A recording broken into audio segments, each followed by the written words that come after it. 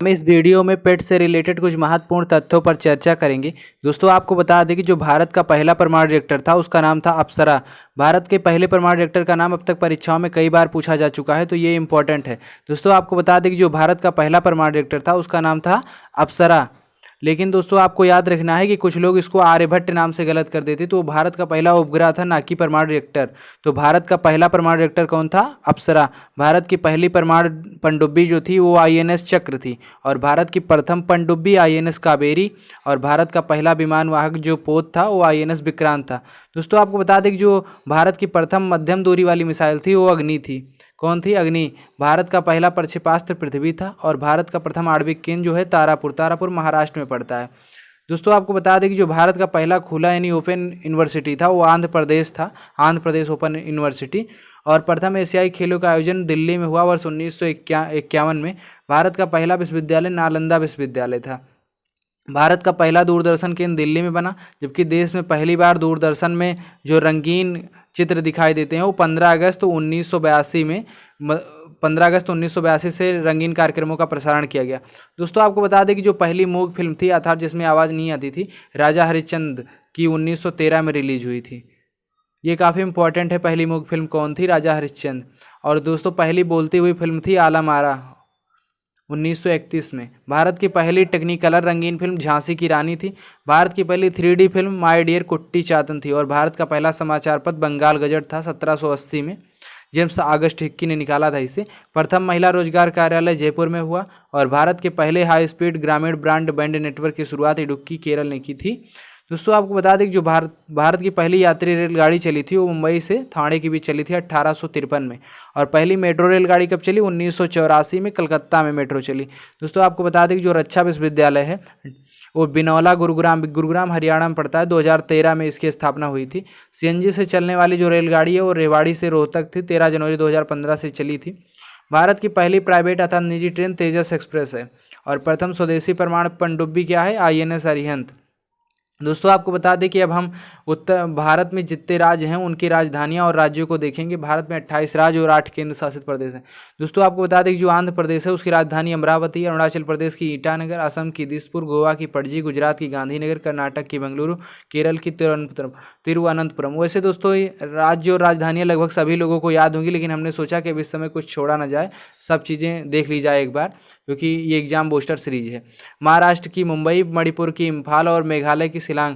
दोस्तों आपको बता दें कि जो उड़ीसा है, उड़ीसा की भुवनेश्वर, और मिजोरम की आइजोल, नागालैंड की कोहिमा, सिक्किम की गंगटोक, तमिलनाडु की चेन्नई, त्रिपुरा की अगरतला और उत्तराखंड की देहरादून, पश्चिम बंगाल की कोलकाता और राजस्थान की जयपुर।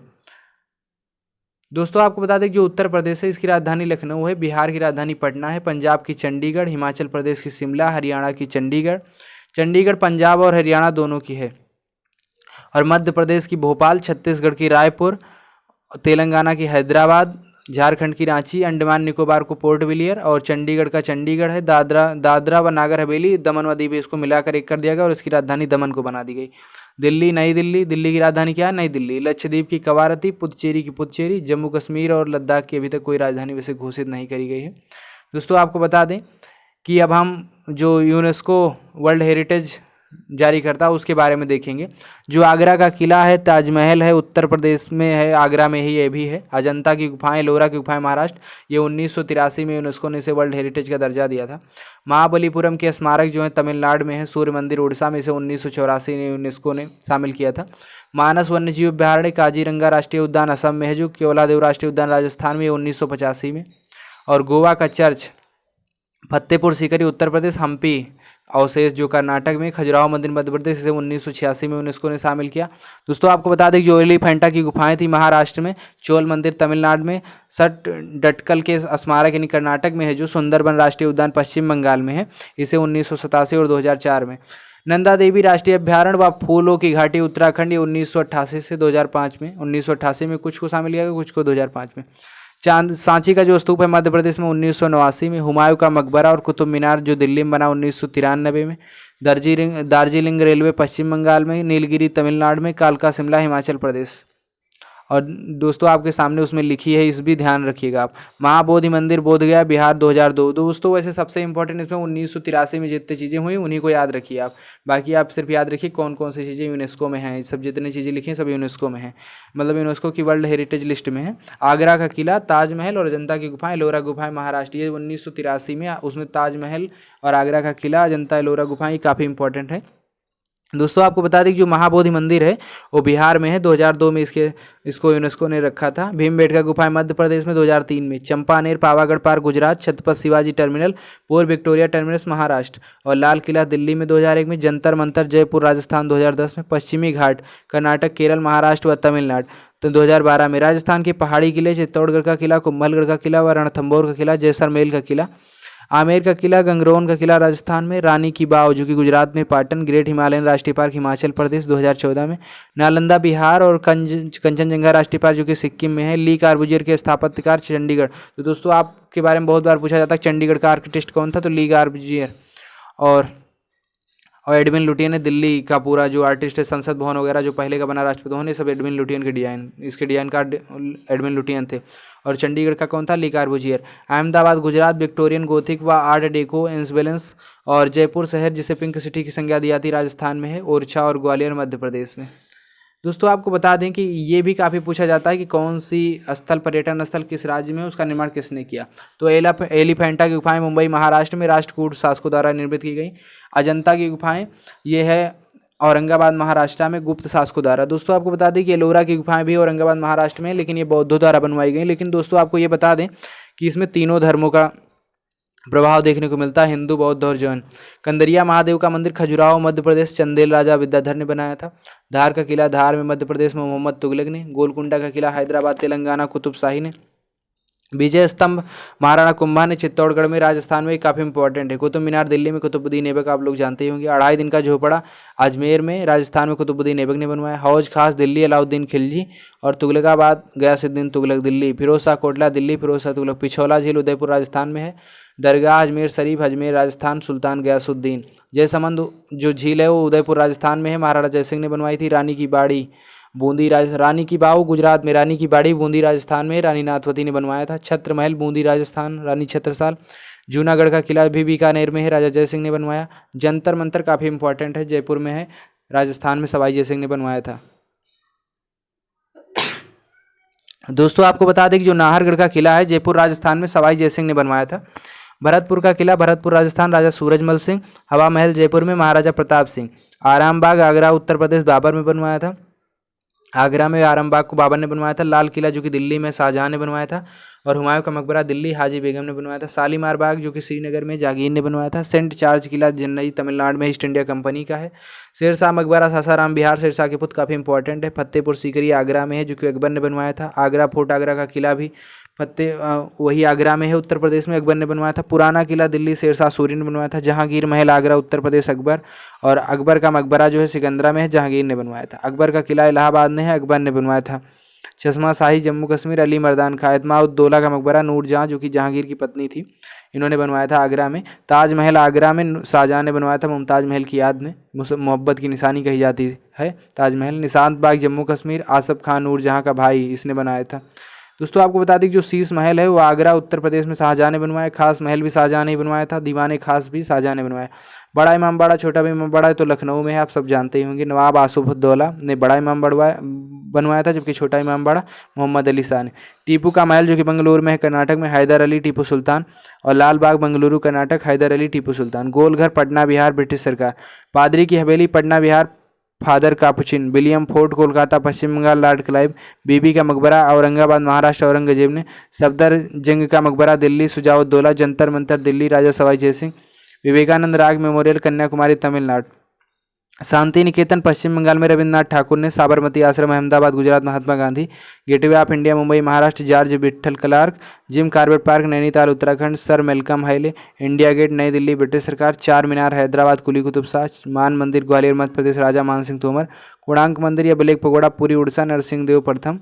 इंडिया गेट नई दिल्ली में है, ब्रिटिश सरकार ने बनवाया था। चार मीनार हैदराबाद कुली कुतुब शाह।